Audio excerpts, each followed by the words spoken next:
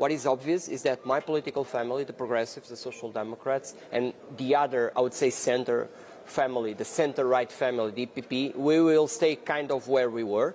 I mean, so these two big political families from the center, they stood this challenge from the far right, clearly.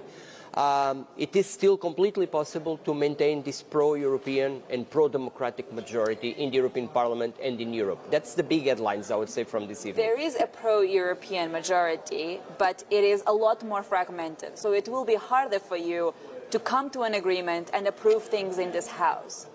Well, obviously, challenges will be there. And indeed, there are more votes in this House from these far-right parties, that I call the enemies of Europe, the enemies of democracy, of the rule of law. These guys are attacking the freedom of the press. They are homophobic, xenophobic.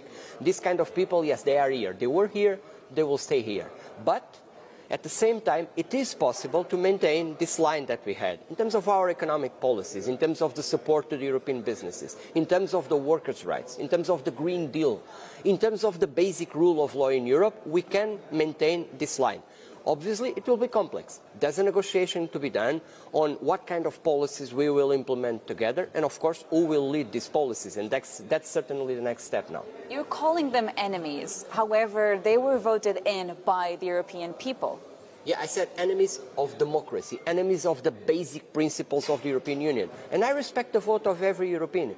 Tens of millions of Europeans went out there and voted. And I have to respect each of these citizens.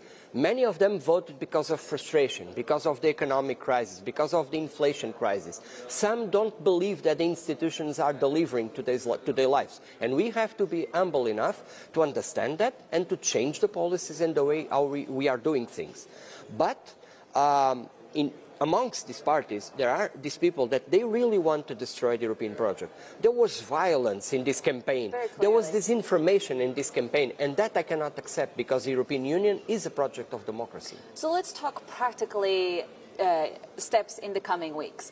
We're going to have the negotiations on the next top jobs. Are you going to support Ursula von der Leyen as the next president of the European Commission? Look, we respect and we implemented this principle of the Spitzencandidate, this lead candidate from the political families. Therefore, we will respect it going forward, which means that we are expecting the EPP to propose Ursula von der Leyen, and we'll obviously consider her candidacy to be the president of the Commission. But then there's other posts. There's the presidency of the Council, so many others. After. That's certainly an important post, and our political family, as I said, is by far the second biggest political one, so you can read between the lines what I mean about this. But it's not, as I said, about posts only. It's not about person A or person B. It's policies.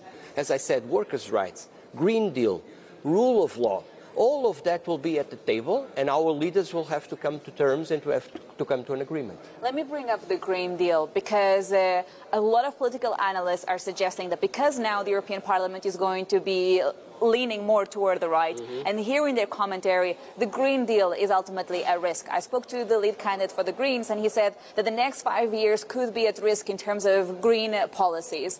Are you concerned that that's the direction of travel from Brussels? Obviously, that's a challenge, and we are concerned, and we certainly will not allow from our side that to happen, which means Green Deal cannot go back, but we are prepared to give it this additional twist, which is a Green Deal, but taking care of the transitions. Our economy, our small enterprises, our citizens, they are affected by the transition to this new green economy. So let's support them. But that does not mean going back with the Green Deal, and that's something that we will be putting at the table.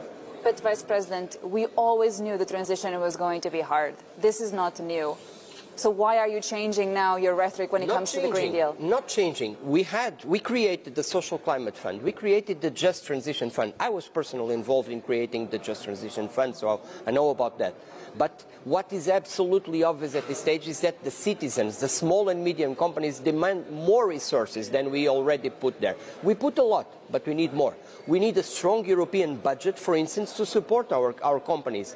Our businesses in Europe, they need to be supported if we want to be champions in this world economy. And that means more ambition for the European economy. So there's a lot of challenges in front of us, but the good news is that, I mean, there is no significant, I would say, twist. There is no dramatic change in the way how we will be looking at the European Union. I hope we can come to terms and we still can retain this pro-European majority. And that's the good news from yesterday evening.